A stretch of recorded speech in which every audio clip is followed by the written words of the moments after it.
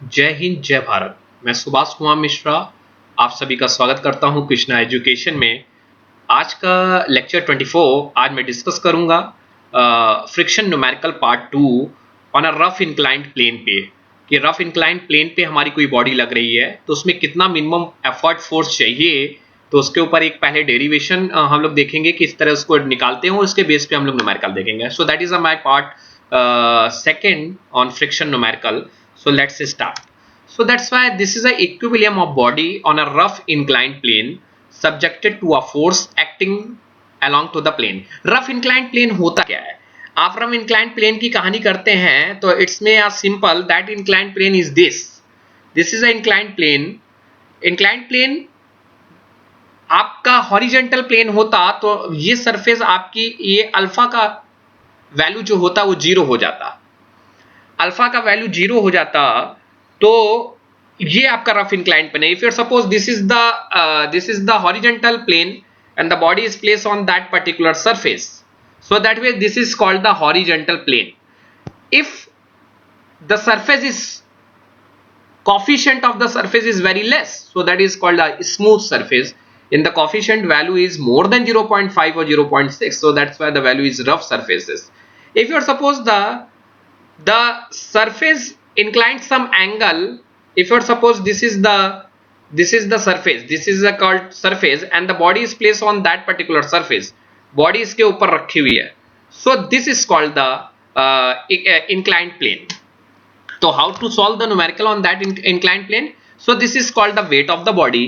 This is called the weight of the body, and this is called the P1 force. Alpha is the angle which the inclined plane make the horizontal. Horizontal से जो ये this is called the horizontal and alpha angle जो move कर रहा है और P1 force इसको लग रहा है, तो क्या होगा? And mu is the coefficient of friction. Mu coefficient of friction किस किस के बीच का है? Mu coefficient of friction this surface to this surface. एक इस सरफेस का इस सरफेस के बीच का जो कॉफिशिएंट ऑफ फ्रिक्शन है। अब होगा क्या, जब ये P1 फोर्स लगेगा, this is called the P1 force, this is called the P1 force. अब ये P1 फोर्स इसको इक्विलिब्रियम में कब लाएगा? क्योंकि ये बॉडी नीचे आने की कोशिश कर रहा होगा। ये बॉडी जब नीचे आने की कोशिश कर रहा है तो इसको इक्विलिब्रियम सामान्य अवस्था के लिए, आपको मैंने इक्विलिब्रियम की कंडीशन पढ़ाई थी, तो इक्विलिब्रियम की कंडीशन क्या है कि उस बॉडी पे लगने वाले सारे हॉरिजॉन्टल फोर्स जीरो, लगने वाले सारे हॉरिजॉन्टल फोर्स। कैसे? Suppose if you suppose this is the body, आप ये बॉडी है, इस पे लगने वाला इधर से एक फोर्स लग रहा है, इधर से फोर्स लग रहा है, तो मान लीजिए ये 20 किलो न्यूटन का इधर फोर्स लगेगा तो 20 का इधर से लगेगा, तो नेट एफर्ट क्या होगा? इधर आ रहा है तो इधर आ रहा है तो मतलब पॉजिटिव, इधर जा रहा है तो निगेटिव, तो प्लस माइनस क्या हो गया? It is equal to zero. So that तो हम कहेंगे कि एल्जेब्रिक सम यहां जीरो, तो ये सामान्य अवस्था में है, मतलब इक्विलिब्रियम होना चाहिए। जितना फोर्स लेफ्ट में लग रहा है और जितना फोर्स राइट में लग रहा है, इनका फोर्स क्या हो? जीरो हो। ऊपर लगने वाला नीचे लगने वाला vertical force that is called zero, तो वर्टिकल फोर्स भी क्या हो? हमारे जीरो हो। और उसमें लगने वाले मूवमेंट इसके about, if it suppose this is the, यहां पे एक है और इसके अबाउट हम इसको घुमाना चाहते हैं तो इस पे लगने वाला इधर से मूवमेंट क्या हो? जीरो। सो दैट्स व्हाई, तो हम इस पे कैसे निकालें?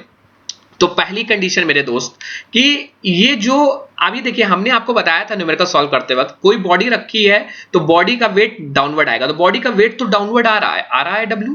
अब ये देखिए बॉडी का वेट इधर आ रहा है, तो आपको थोड़ा सा लॉजिक लग रहा होगा कि ये अभी तक क्या आप न्यूमेरिकल कर रहे थे? आप ऐसे कर रहे थे, एक बॉडी रखी है हॉरिजॉन्टल पे और ये हॉरिजॉन्टल सरफेस है, मान के चलिए आपने प्रीवियस लेक्चर जो मेरा देखा होगा आपने 23, नहीं देखा है तो आप देख लीजिएगा, टाइमलाइन में मेंशन है।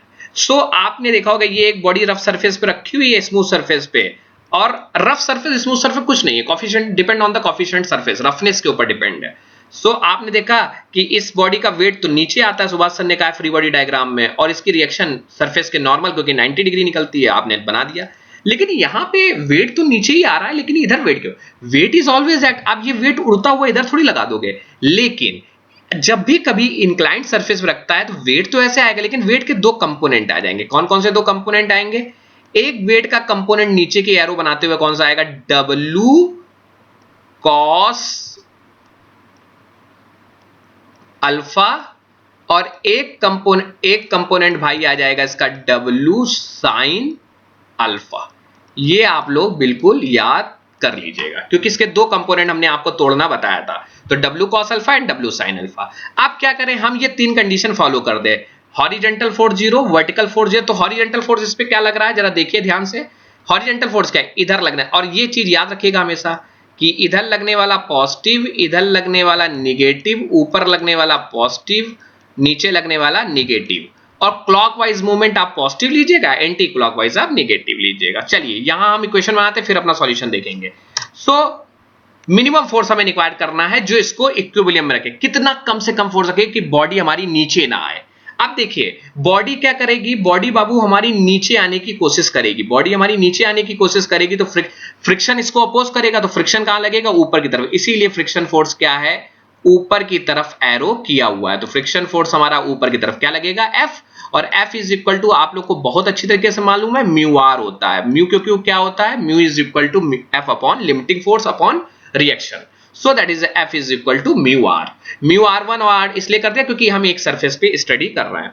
Then the second one is, in this case friction force act upward लग रहा है क्योंकि बॉडी हमारी डाउनवर्ड आएगी इक्विलिब्रियम बनाने, बॉडी हमेशा नीचे की तरफ, क्योंकि फोर्स ऊपर कितना खींचे, मतलब हम यहां ये कैलकुलेट करना चाहते हैं बच्चों कि हमें कितना फोर्स कम से कम चाहिए जो बॉडी सामान्य, बॉडी नीचे ना फिसले, क्योंकि बॉडी नीचे फिसलेगा तो फ्रिक्शन फोर्स ऊपर लगेगा।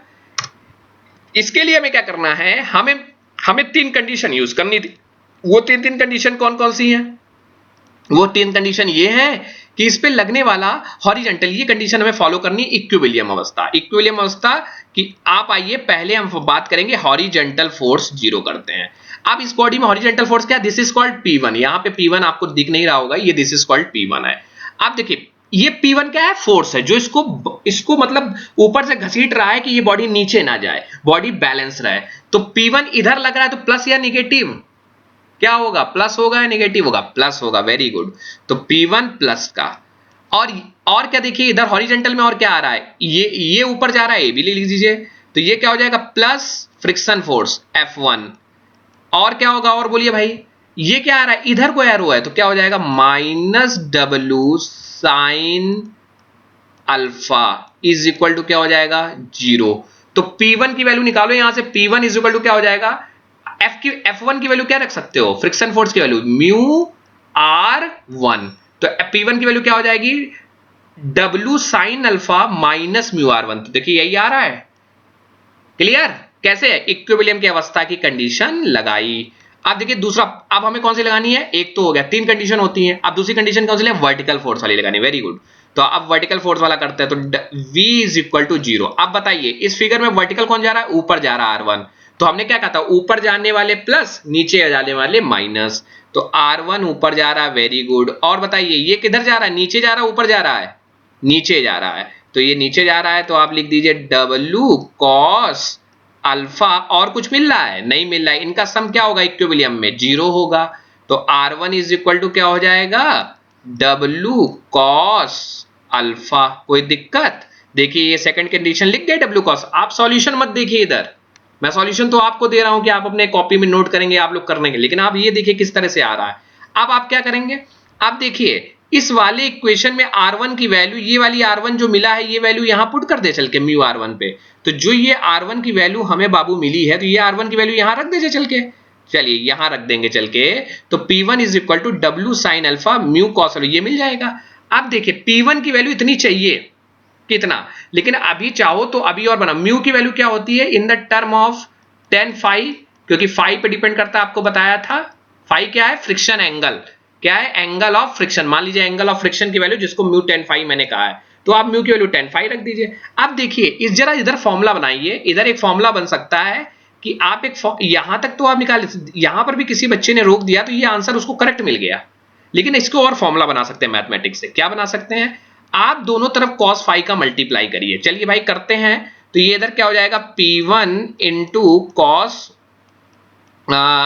फाई इज इक्वल टू क्या हो जाएगा, इधर देखिए करते हैं तो W sine phi into cos phi, और tan फाई पे करते हैं तो tan phi into cos alpha. तो tan फाई को क्या लिख सकते हैं, sine phi upon cos phi. तो कॉस फाई फाई कैंसिल हो जाएगा, तो W साइन फाई आपको क्या मिलेगा, W sine alpha into cos phi minus sine phi into cos alpha. तो ये किसका फॉर्मूला लिखा